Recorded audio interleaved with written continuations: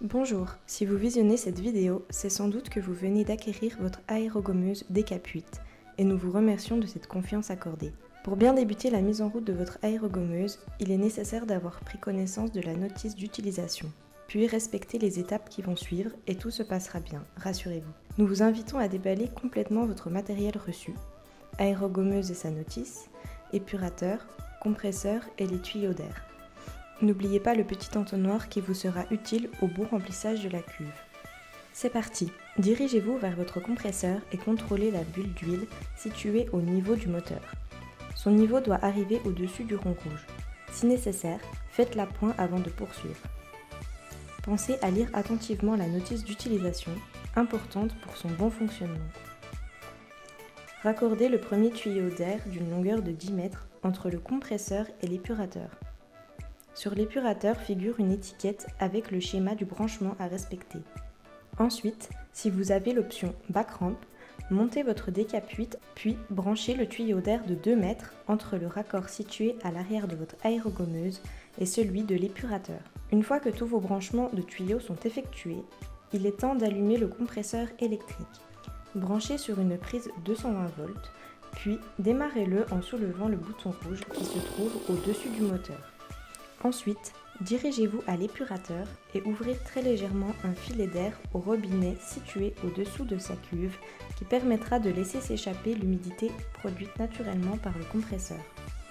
Orientez-vous enfin vers l'aérogommeuse DK8 pour régler la pression d'air. Un manomètre présent sur le filtre régulateur vous permet de lire et régler précisément la pression de travail. Une fois votre DK8 réglé, le circuit d'air est en pression, sauf la cuve. Ouvrez donc le bouchon de remplissage situé en haut de celle-ci, puis remplissez la cuve de l'abrasif dont vous avez besoin à l'aide de l'entonnoir. L'entonnoir sert de jauge. Quand l'écoulement se stoppe, la cuve est remplie. Puis refermez le bouchon. Prenez ensuite votre pistolet en main et actionnez-le.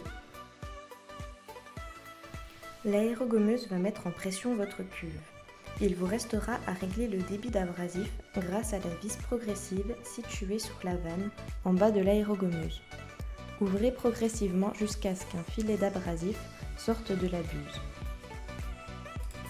Vous pouvez maintenant décaper les surfaces de votre choix.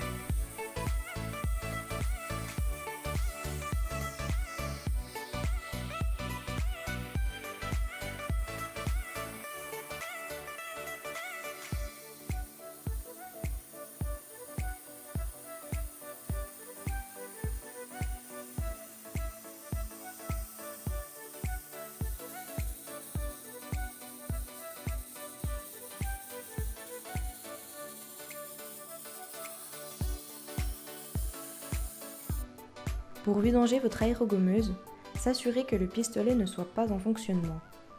Dévissez le bouchon qui se trouve sous la cuve de votre aérogommeuse et laissez s'évacuer l'abrasif dans le bac récupérateur. L'écoulement terminé, refermez la trappe de vidange grâce à son bouchon. Récupérez le bac rempli d'abrasif non utilisé et remettez-le dans votre sac ou bidon. Très important, en fin d'utilisation, pensez à purger le circuit d'air en ouvrant les vannes de l'épurateur ainsi que du compresseur pour laisser s'échapper le condensat. Le filtre régulateur de votre aérogommeuse se vide automatiquement.